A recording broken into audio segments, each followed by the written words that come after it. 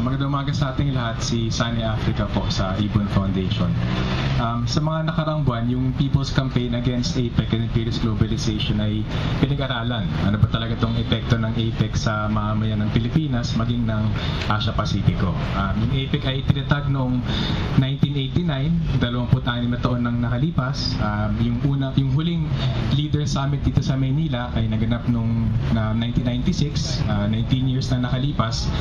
Mula't simula ang tinayo ang APEC para tulakin yung mga patakaran, mga economic policies ng globalisasyon.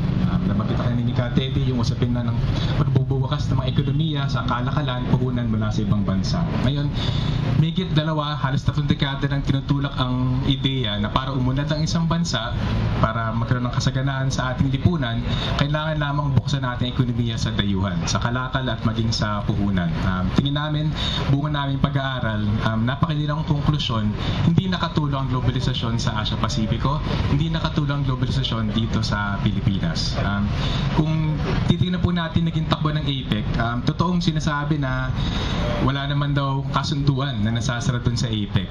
Hindi yung totoo, kasi yung APEC ay tinutulak ang globalisasyon, katuwang iba't ibang mga instrumento ng mga malalaking bansa para itulak ang globalisasyon. Yung APEC ay naging susi sa pagtatag ng WTO noong 1994, noong panahon na nahirap maitulak yung WTO. Yung mga pinag-uusapan sa APEC ay naging bahagi ng iba't ibang mga free trade agreement, yung mga kasunduan sa pagitan ng mga maliliit, mahirap na bansa at mga panting kapitalistang bansa. Yung APEC din ay nakikialam sa mga economic policy sa loob ng ating mga bansa. Kaya napakalinaw po, yung mga patakaran nilitulak ng APEC ay may epekto at matinding epekto sa ating mamamayan. Titinan lang natin po halimbawa dito sa Asia, sa nakarang 24 na taon, pinakamalaki na ng bilang na mahirap sa mundo ay nasa Asia. Ang epekto ng globalisasyon sa Asia, halos 2 billion, 1.8 billion na ang mahirap dito sa Asia. Migit 6 na po na mahirap sa mundo ay nasa Asia. Migit 60% ng workforce sa Asia ay nasa informal work. Napakalino din po sa pagtulak ng globalisasyon dito sa Asia, hindi umunlad ng Asia. Pero kung i-particular sa po natin dito sa Pilipinas, napakalino din. Ang piniling tema ng gobyerno ng Pilipinas para sa APEC ay inclusive growth daw. Sinasabi nila, building inclusive economies, building a better world. Ngayon, magandang pagkakataon to para pabulaanan yung sinasabi administrasyon, kasi sa 5 taon ng takbo ng administrasyon na ito, pinagpatuloy lamang yung mga patakaran ng globalisasyon na nagdulot ng napakalaking pinsala sa ating ekonomiya at sa kalagayan ng mamamayan. Walang duda po, dahil sa globalisasyon, walang kapantay na ang bilang ng walang trabaho at kulang ang trabaho sa Pilipinas. Sa kwenta po namin, 12 milyong Pilipino ay walang trabaho, kulang ang trabaho. Wala din kapatid ang bilang na mahirap sa Pilipinas. Sa kwenta po namin, 66 na milyong Pilipino ay naghihirap ngayon at nagkakasya sa sigumigit kumulang 120 piso kada araw.